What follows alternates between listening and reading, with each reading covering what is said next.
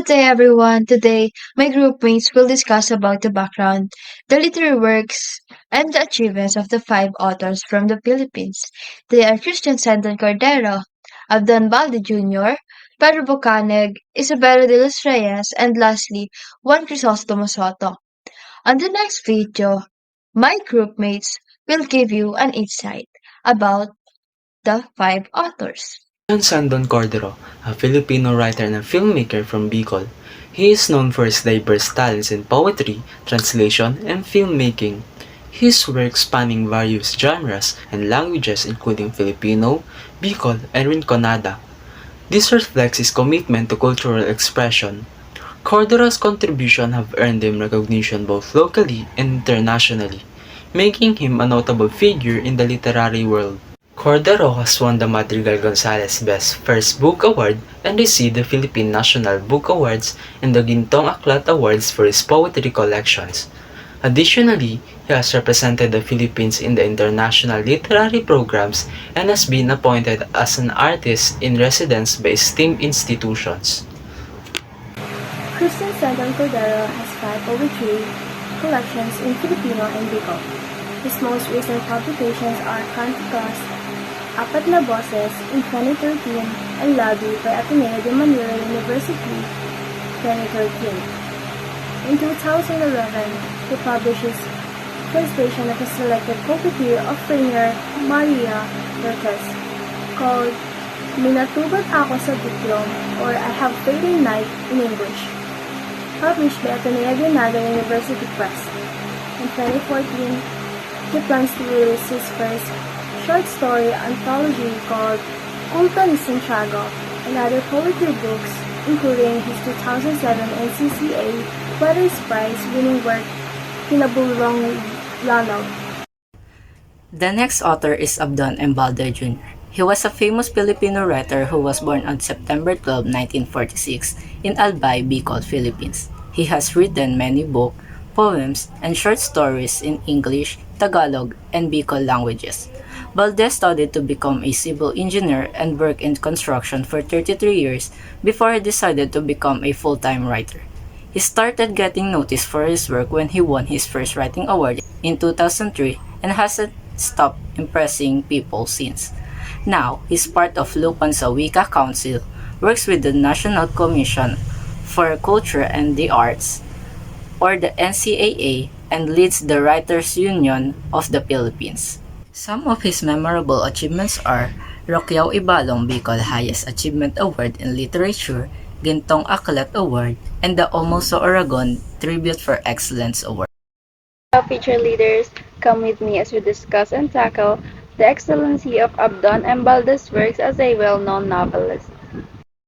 But why is it important for us to tackle this?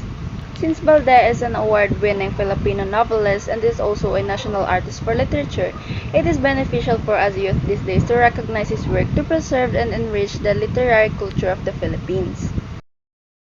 Did you know that Abdon Embalde published 8 novels in a span of 5 years?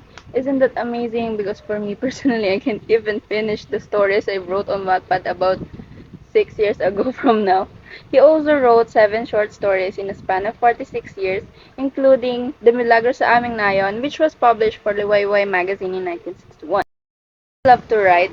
He wrote 3 poems, The Ganito Nga Pala, Magaling na Naman Ako, and Kagabi Narungog Ako. And overall, he won 9 awards recognizing his excellence in his works. Deserve! One of his works, Abdon Embalde wrote The 100 Kislap, a short flash fiction story that tells about a boy who loves to catch fireflies. He managed to catch one, but eventually he falls back to the tree and he loses the firefly. And then his mother calls him back for dinner. He was torn by the decision of coming down to eat with his mother or finding the firefly. But eventually he came down to eat dinner without his mother knowing that he was torn by the decision of going back there to the trees to find the firefly that he caught or eating with his mother. The short story just wanted to convey the message that we are willing to sacrifice everything for the ones that we love. Pedro Bocanig was a great romantic. He composed lyrics and songs which were gently sweet, picking up acclaim among the Ilocanos as a talented trovador. His works improved the glory of Ilocandians' literary legacy. Pedro Bucanig is recognized as the father of Ilocano literature because of his extensive knowledge on the Ilocano and Spanish dialect. His famous works such as Liam na Lamang meaning the life of Lamang and his poet Ang Patay meaning death appears his clear and incredible reasoning on death. His works such as novellas, prayers, and religious writings are all written in Ilocano. He is also respected as the primary Ilocano man of words, orator, artist, and language specialist to seem within our history.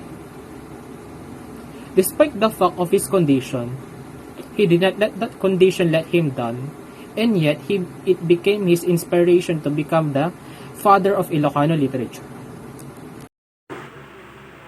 Isabel de los Reyes is also known as the father of Filipino socialism. He was born in Bigan on July 7, 1864. He is a journalist, historian, and a writer to promote the Philippines culture. One of his works is the Historia de Filipinas. It is all about culture, tradition, and the challenges of the Philippines. It is also discussed the colonization of Spaniards and how the Filipino fought for their freedom. The achievements of Isabela de los Reyes. Isabela de los Reyes is the first editor and founder of the La Redención del Obrero, the first labor newspaper in the Philippines, and became a founder of the first Filipino Independence Catholic Church in 1902.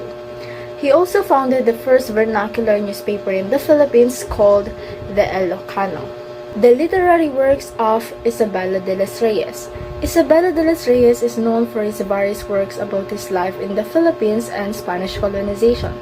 Some of his works are Ilocano, El Folklore Filipino, Ang Gabay na Magsasaka, and sa mga kababaihang taga-Malolos. His literary works showcase the history and culture of the Philippines. Crisostomo Cabala Soto was a poet, dramatist, journalist, and newspaperman. He was also known as Crisot, the father of Pampanga literature. Soto was born in Santa Ines, Bacolor, Pampanga. And now let's explore of his some remarkable achievements. First is poetry and plays. Soto authored 49 plays, a novel, several stories, sketches, and numerous poems. His first known work was the Kapampangan translation of Romeo and Juliet, titled Ing Pamapisawan ng Mete, The Wedding of the Dead. He also translated his Rizal novels, Noli Me Tangere and El Filibusterismo into Kapampangan. Juan Crisostomo Soto, or Crisot, wrote lots of poems, a few stories, and 50 plays. One of his most popular works are Alang Dios, Sigalut, Ing Sultana, Ing Violetang Lili, and many more. He also contributed to being an editor to one of the most influential newspapers in the Philippines, which is La Independencia. To discuss one of his works, we will talk about Alang Dios or There Is No God in English, which Crisot wrote in 1902. It is a triangle love story between a poor painter and his lover Maria Luz and the rich guy Ramon, which Mary Luz are supposed to marry. The story ended in tragedy as Mary Luz lost her life not being able to reconcile with her lover.